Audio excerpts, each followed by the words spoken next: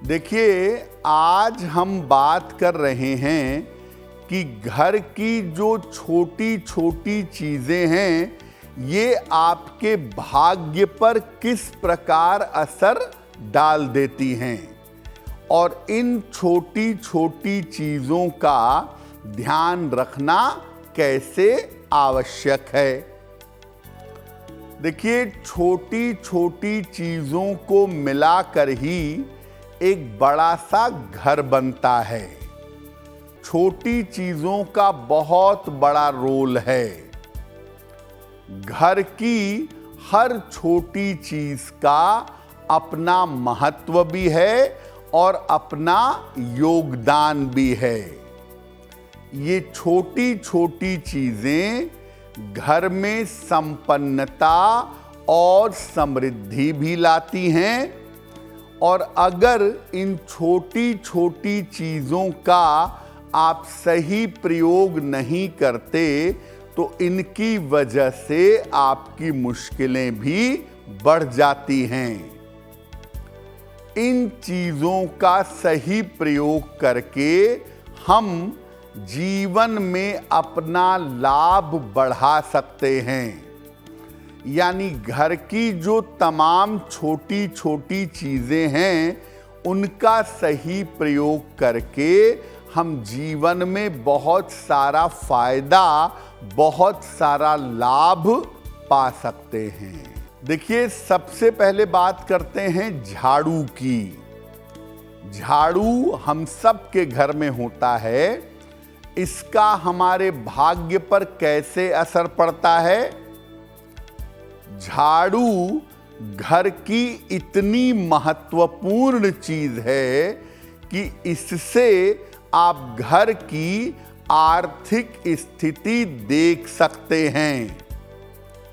झाड़ू को इधर उधर फेंकना यानी उसका अनादर करना, झाड़ू को पैर से मारना या पैर लगना, इधर उधर फेंकना और टूटी झाड़ू रखना, ये घर की आर्थिक स्थिति को खराब कर देता है। अगर आप झाड़ू सही तरीके से नहीं रखेंगे, आपका पैसा बेवजह बर्बाद होगा। झाड़ू को घर में छुपा करके रखिए, पलंग के नीचे, अलमारी में, किसी कोने में सावधानी से, और हाथ वाला जो हिस्सा है इसको नीचे रखना चाहिए। जब शाम को सूर्यास्त हो रहा हो या सूर्यास्त खत्म हो गया हो, तो उसके बाद सूर्यास्त के समय और सूर्यास्त के बाद झाड़ू नहीं लगाना चाहिए, क्योंकि इसको लगाने से जीवन में दरिद्रता आती है। शाम का समय लक्ष्मी आगमन का होता है, इसलिए शाम के समय, खास तौर से सूर्यास्त के समय अगर आप झाड़ू लगाते हैं तो धन की मुश्किलें आपको परेशान कर सकती हैं।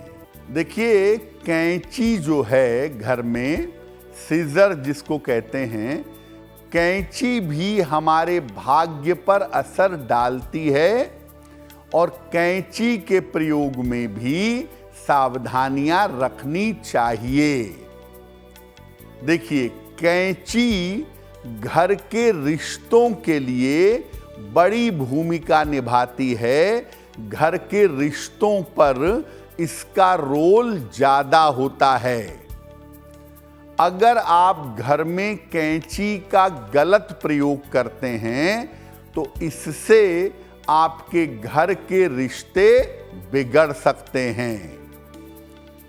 कैंची को हमेशा कपड़े या कागज में लपेट कर रखिए, सामने मत रखिए, दराज में रखिए तो बेहतर होगा।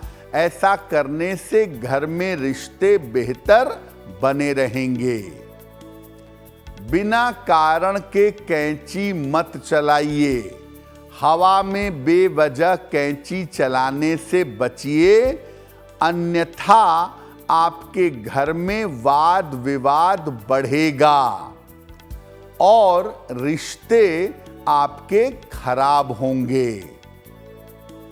कैंची कभी भी किसी के मांगने पर सामान्यतः उधार नहीं देनी चाहिए, अन्यथा आप कैंची जिसको देंगे उस व्यक्ति से आपके संबंध खराब होंगे।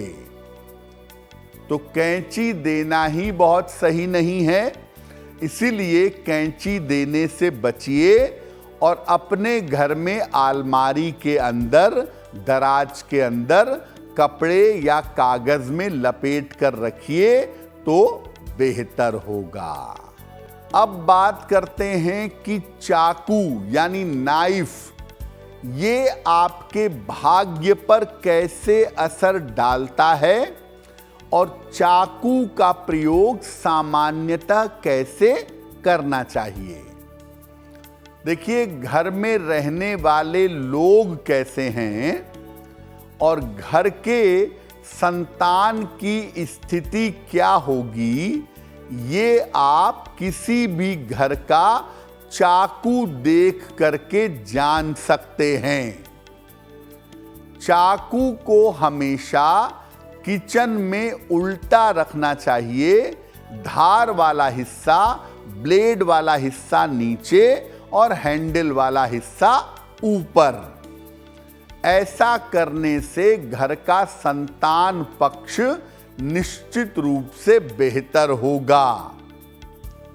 बिना धार वाला चाकू, जिसमें एज ना हो या जिसमें धार ना हो, या जंग लगा हुआ चाकू आकस्मिक स्वास्थ्य की समस्या दे सकता है। घर में बहुत बड़ा चाकू मत रखिए। घर में बहुत बड़ा चाकू रखना दाम्पत्य जीवन को खराब करता है।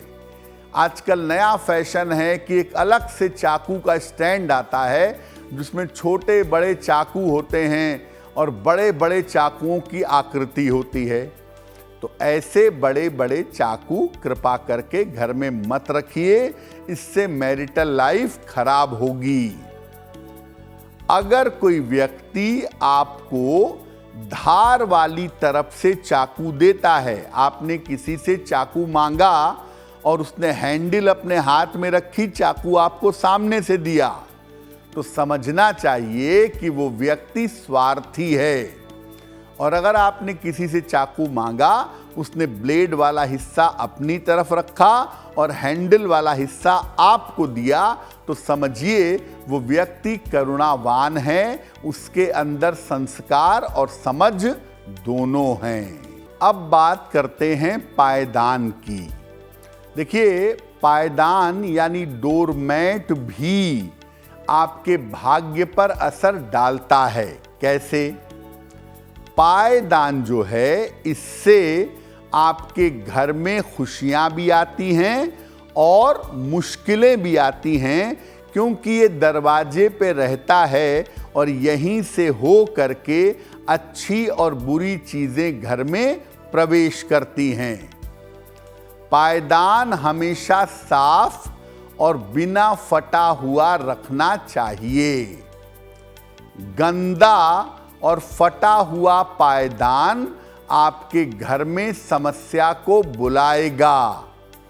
आपके मेन डोर पर जो पायदान है, अगर वो फटा हो, अगर वो गंदा हो, तो आपके घर में निगेटिव एनर्जी प्रवेश करेगी और घर में इसके नुकसान होंगे।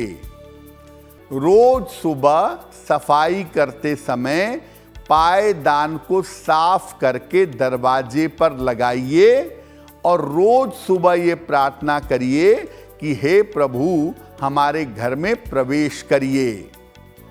प्रयास करिए कि पायदान पर शुभ चिन्ह न बने हुए हों, ओम न लिखा हो, स्वस्तिक न लिखा हो, शंख न बना हुआ हो, केवल पायदान पर वेलकम लिखा हो तो वो तो ठीक है, अदरवाइज पायदान पर कुछ न लिखा हो तो वो ज्यादा बेहतर होगा।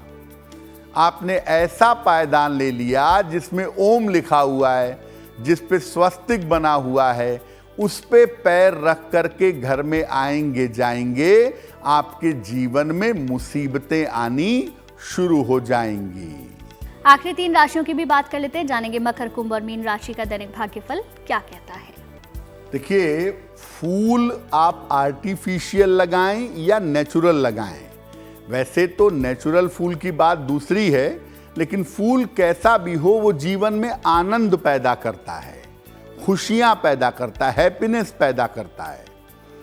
अब फूल लगाने के लिए हमारे घर में फ्लावर वास भी होता है भाई, फूलदान भी होता है जिसमें हम फूल लगाते हैं।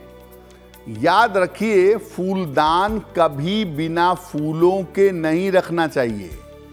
आप अगर अपने टेबल पर, अपने सेंटर टेबल पर या कहीं भी लिविंग एरिया में केवल फूलदान रखेंगे, उसमें फूल नहीं लगाएंगे, तो इसकी वजह से बेवजह आपको तनाव पैदा होगा, क्योंकि फूलदान का मतलब है कि वो एनर्जी पॉजिटिव खींचने की कोशिश करेगा, और जब उसे नहीं मिलेगी तो वो निगेटिव एनर्जी प्रोड्यूस करेगा, आपको मेंटली परेशान करेगा। तो अगर आपके पास फ्लावर वास है, फूलदान है, और आप रोज फूल नहीं लगाते हैं, तो उसे दराज में डाल दें, अलमारी में डाल दें। सामने बिना फूलों का फ्लावर वास, बिना फूलों का गुलदस्ता या बिना फूलों का फूलदान बिल्कुल भी नहीं रखना चाहिए। अगर आप मुझसे जुड़ करके अपनी समस्याओं का समाधान चाहते हैं और चाहते हैं कि आपकी समस्याओं को ज्योतिष के माध्यम से सुलझाया जाए, तो आप हमसे संपर्क कर सकते हैं, जुड़ सकते हैं एस्ट्रो तक पर।